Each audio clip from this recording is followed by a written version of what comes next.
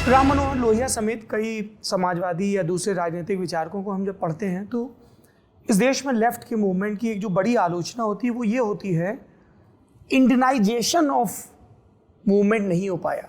भारतीय प्रतीक, भारतीय स्थितियाँ, सिर्फ वर्ग संघर्ष की बात करते रहे, वर्ग के अलावा और भी कई किस्म के संघर्ष हैं। आपको ऐसा लगता है? और वो कहते हैं इसी वजह से देश में लेफ्ट मूवमेंट क्रमशः कमज़ोर हुआ। आप पहली लोकसभा में देखें, पहली दूसरी में तो 29-30 सीपीआई के, और मौजूदा लोकसभा में 2, पिछली लोकसभा में 1। फिर जिक्र होता है कि त्रिपुरा से लेफ्ट फ्रंट चला गया, वेस्ट बंगाल से। आपको क्या लगता है, मैं मान के चलता हूं कि आप पॉलिटिशियन हैं पर पॉलिटिक्स के स्टूडेंट भी हैं, कि ये क्यों क्रमशः कमज़ोर होता गया? आपने कानपुर का जिक्र किया, उसी कानपुर से बनर्जी दादा सांसद बन के आते थे, सुभाषनी अली 1989 में सांसद बनकर आई। ऐसे कई उदाहरण दिए जा सकते हैं। आप बेगूसराय से आते हैं, कॉमरेड शत्रुघ्न सिंह वहाँ से सांसद होकर आते थे।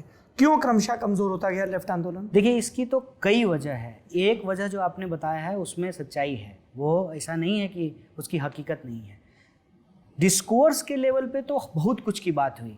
डांगे ने किताब लिखा गीता में निश्चयवाद, रजनी पामदत्त की किताब पढ़िए आप जो है इनका दामोदरन की भारतीय चिंतन परंपरा पढ़िए।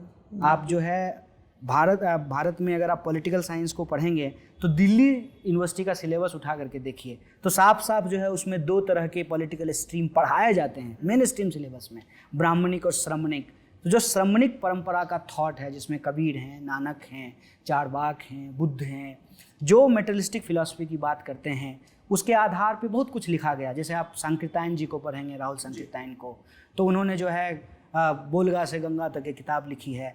तो डिस्कोर्स के लेवल पे तो बहुत कुछ काम हुआ, लेकिन जो पॉलिटिकल मैनिफेस्टेशन होता है, पॉलिटिकल मैनिफेस्टेशन के जब आप आधार की बात करेंगे तो उसका वजह जो है ना सिर्फ भारतीय पेरिफेरी में नहीं सिमटा हुआ है, उसका वजह एक्चुअली इंटरनेशनल है। कुछ लोग कहते हैं कि कास्ट का सवाल नहीं उठाया इसलिए ख़त्म हो गया।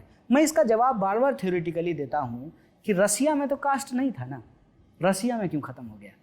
पुतिन न है ना, कम्युनिस्ट पार्टी की सरकार तो नहीं है। और चाइना में भी जो कम्युनिस्ट पार्टी, वो कम्युनिस्ट पार्टी थोड़ी है, वो है ही नहीं कम्युनिस्ट पार्टी। उसको कम्युनिस्ट आंदोलन से कोई लेना देना नहीं है, बस पार्टी का नाम कम्युनिस्ट। लाल झंडा ढो के माओ ने कल्चरल रिवॉल्यूशन के नाम पे लाखों लोगों को मार दिया। कहीं भी जाते हैं मार्केट में पूंजीपति बन करके जाते हैं और उस मार्केट का एक्सप्लॉयटेशन करते हैं।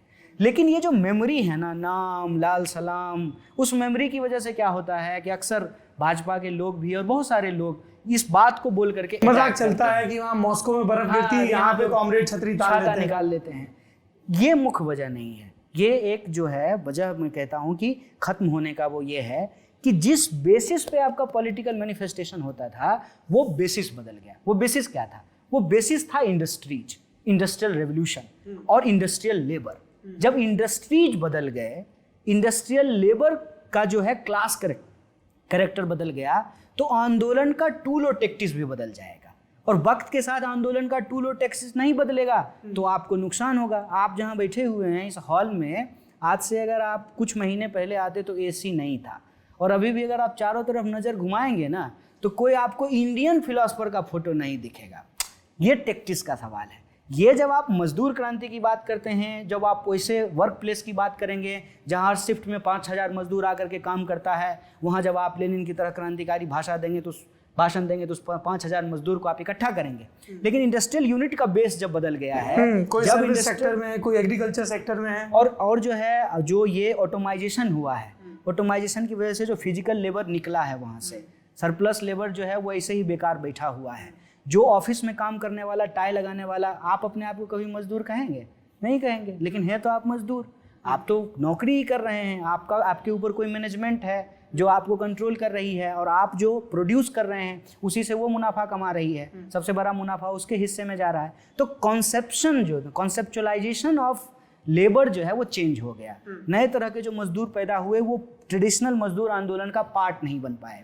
आज भी जो ट्रेड यूनियन है वो ऑर्गेनाइज सेक्टर में ज़्यादा है, जबकि इकोनॉमी हमारी अनऑर्गेनाइज सेक्टर में चल रही है। मजदूर अनऑर्गेनाइज सेक्टर में है। जो यूनियन मजबूत है वो कहाँ है? वो रेलवे में है, बैंकिंग में है, हैं? लेकिन जो नए मजदूर हो रहे हैं, जो कॉन्ट्रैक्चुअल लेबर हैं, वहाँ पे जो है यूनियन बहुत मजबूत तो हुई आपकी है। पार्टी के इंटेलेक्चुअल्स इस चीज़ को आइडेंटिफाई क्यों नहीं कर पाए? हमारे पार्टी के इंटेलेक्चुअल इस चीज़ को आइडेंटिफाई कर रहे थे, लेकिन कई बार कई चीज़ों का ना हैंगओवर होता है। वही इसीलिए मैंने आपको वो कहा कि वो जो इंटरनेशनल वजह है, उस वजह को आइडेंटिफाई लोग जो कर रहे थे, तो पुरानी जो चीज़ें चली आ रही थी उसके हैंगओवर के चलते उसको स्ट्रेटजी, टैक्टिक्स और प्रोग्राम में हिस्सा नहीं बनाया गया।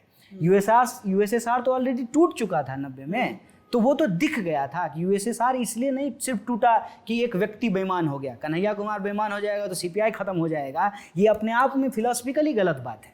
एक व्यक्ति के बेईमान होने से जो है पूरा का पूरा राजनीतिक डिस्कोर्स नहीं खत्म होगा। और इतना ये आप देखिए इंटेलेक्चुअल, आप इंटरनेशनल प्रेशर की बात कर रहे हैं। बिहार में छात्र संघर्ष समिति बनती है, उसमें पहले लेफ्ट फ्रंट के लोग भी थे, ये मैं 70s की बात कर रहा हूँ, और वो उस समिति से हट जाते हैं। क्यों? क्योंकि बोले आप यूगोस्लाविया पे यूएसएसआर की पोजीशन को क्रिटिसाइज कर रहे हो, हम नहीं रहेंगे। अगर यूएसएसआर यूगोस्लाविया में दखल दे रहा है और यहाँ के छात्र उसकी आलोचना कर रहे हैं तो करने दीजिए ना। ये वो मुद्दा नहीं ना जिसपे आप छात्र संघर्ष से हट जाएंगे। हाँ, तियानमेन स्क्वायर पे अगर चाइना की सरकार ने बम चलाया, ठीक है, तो हमको उसको क्यों डिफेंड करना है? बिल्कुल। अक्सर लोग हमको ये सवाल पूछते हैं कि स्टालिन पे आपको क्या पोजीशन। अरे छोड़ो, स्टालिन पे हमारा क्या पोजीशन है, ये देखो कि हम किसान के ऊपर क्या पोजीशन ले रहे हैं, बेरोजगारी के ऊपर क्या पोजीशन ले रहे हैं। हर चीज़ का एक इंटरनेशनल डिस्कोर्स होता है, हम मानते हैं। जैसे आपने मुझे ये सवाल पूछ दिया कि सीपीआई सीपीएम का क्या अंतर है, मैंने उसको सिंप्लीफाई करके बताने की कोशिश तो कर दी, लेकिन वो पूरी सच्चाई नहीं है, वो पूरा हकीकत नहीं है। उसके पीछे उसके कई सारे एस्पेक्ट हैं। कास्ट के सवाल को प्रमुखता से उठाया जाना चाहिए, उठाया भी गया है, लेकिन सिर्फ वो वजह नहीं है जिसकी वजह से कम्युनिस्ट पार्टी खत्म हो गई है। उसके इंटरनेशनल कारण भी हैं, उसके नेशनल कारण भी हैं, लेकिन मैं मुख्य रूप से और कारणों की वजह जो मैं सबसे ज़्यादा जिम्मेवार जिस बात को मानता हूँ कि जब मोड ऑफ प्रोडक्शन बदल जाता है ना, तो उसके आधार पर जो क्लास होता है या जो कम्युनिटी होती है उसका नेचर भी बदल जाता है। उसके आधार पे आंदोलन की मांग और आंदोलन को लड़ने के तौर तरीके भी बदल जाने चाहिए। जैसे यूएसएसआर इसलिए टूट गया क्योंकि वो कंप्यूटर क्रांति में पीछे हो गया। अगर कंप्यूटर क्रांति को वो पकड़ लिया होता, उसका सारा ध्यान स्पेस पे था, उसका ध्यान जो है मोबाइल और कंप्यूटर में जो इतना बड़ा बदलाव हो रहा था, जो इलेक्ट्रॉनिक में इतना बड़ा रेवोल्यूशन हो रहा था, उसको वो नहीं पकड़ पाया। चाइना ने उस बात को पकड़ लिया और उससे जो सरप्लस जनरेट किया है, आज देखिए कि वो अमेरिका को आंख दिखा रहा है। अब ये भारत के तौर पे हमको सोचना पड़ेगा कि हमको चाइना के साथ जाने में फ़ायदा है कि अमेरिका के साथ जाने में फ़ायदा है।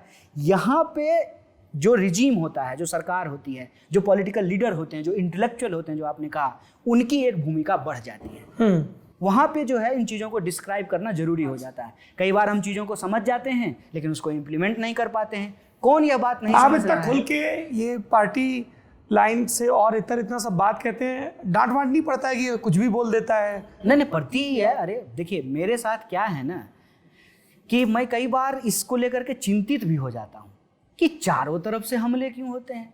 आप देखिए, पार्टी के अंदर का तो चलिए ठीक है, वो तो पार्टी ने एक पोजीशन दे दिया है तो उससे जो है एक सिक्योरिटी है, लेकिन आप धरे की बात कीजिए। मुझे वामपंथ का एक धरा भी गाली देता है, कांग्रेसी एक धरा भी गाली देता है, हाँ। भाजपा तो है ही, तो हमारा जो है गजब प्यार जो है। है। हाँ, अब प्लस जो है अलग अलग सोशल ग्रुप के जो लोग हैं ना, वो भी गाली देते हैं।